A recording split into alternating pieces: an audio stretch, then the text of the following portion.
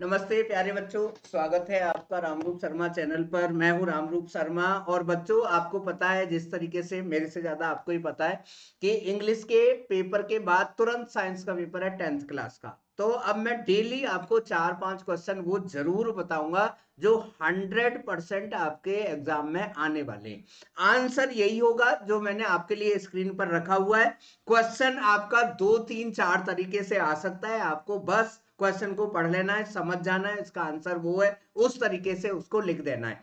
आज का जो मेरा बहुत सिंपल सा टॉपिक है, जो बहुत बहुत बहुत ज्यादा इंपॉर्टेंट है, मैं 99.99% कह सकता हूं कि ये क्वेश्चन आपका आइदर एमसीक्यू में या 2 मार्क में या 3 मार्क में आपको ये क्वेश्चन आ सकता है। क्वेश्चन आपका है कार्बन और कार्बन कंपाउंड से, यानी कि साइंस के केमिस्ट्री पार्ट से है। और वहां पर एक बहुत इंपॉर्टेंट रिएक्शन है सपोनिफिकेशन रिएक्शन, और दूसरी इंपॉर्टेंट रिएक्शन है हाइड्रोलाइसिस। तो बच्चों, मैं इसमें डिफरेंस बताना चाहता हूं, क्योंकि केमिस्ट्री का जो क्वेश्चंस होंगे आपके टू द पॉइंट होंगे। अगर वो पॉइंट सही है तो आपको पूरा मार्क्स मिलेगा, अगर वो पॉइंट गलत है तो आपका मार्क्स कट जाएगा, यानी कि कम मार्क्स मिलेगा या 0 मार्क्स भी मिल सकते हैं। इसलिए आपको इन्हें टू द पॉइंट आपको पढ़ना है। इसलिए मैं कुछ क्लोज जो डेफिनेशंस हैं जो बच्चों को एक जैसी लगती हैं उन्हें बताना चाहता हूं। यहां पर एक डेफिनेशन है, one is saponification and second one is hydrolysis.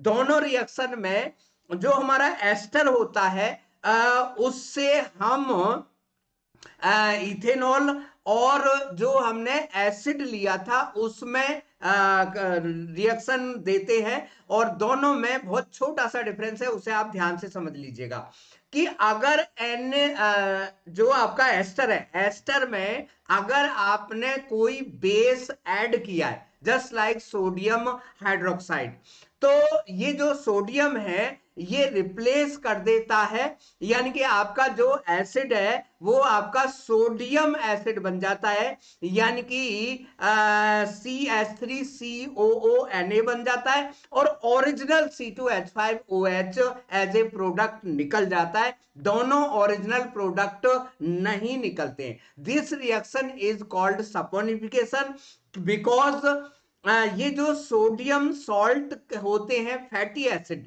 Long chain fatty acid, वो सोप बनाने में काम आते हैं, इसलिए इस रिएक्शन को सपोनिफिकेशन रिएक्शन बोला जाता है। दूसरा जो रिएक्शन है जो इसके बहुत क्लोज है, जिसे हम कहते हैं हाइड्रोलाइसिस। हाइड्रोलाइसिस वर्ड से ही आपको पता लग गया होगा कि आपने उसके अंदर वाटर ऐड किया है, ठीक है ना। तो जैसे ही हम एस्टर में वाटर ऐड करते हैं, यहां पर आपको थोड़ा सा सल्फ्यूरिक एसिड उसमें डालना होगा और थोड़ा हीट करना होगा, तो आपके दोनों जो रिएक्टेंट थे जब आपने एस्टर बनाया था वो एज इट इज रिवर्स हो जाएंगे, वापस आ जाएंगे। Means you can say hydrolysis is the just reverse reaction of esterification. अगर एस्टरिफिकेशन रखनी है तो इसे आप रिवर्स कर दीजिएगा, हाइड्रोलाइसिस अगर रखनी है तो उसे आप रिवर्स कर दीजिएगा। तो दोनों का मेन डिफरेंस आप ध्यान रख के जरूर चलिएगा। मैं आपको एक बात और बता दूं कि जो आपकी सपोनिफिकेशन रिएक्शन है उसे एल्कलाइन हाइड्रोलाइसिस भी कहते हैं, यानी कि उसके अंदर वाटर तो ऐड किया है लेकिन एल्कलाइन वाटर ऐड किया है, तो इसलिए this is also known as alkaline hydrolysis. तो मुझे लगता है कि आपको ये बात समझ आई होगी।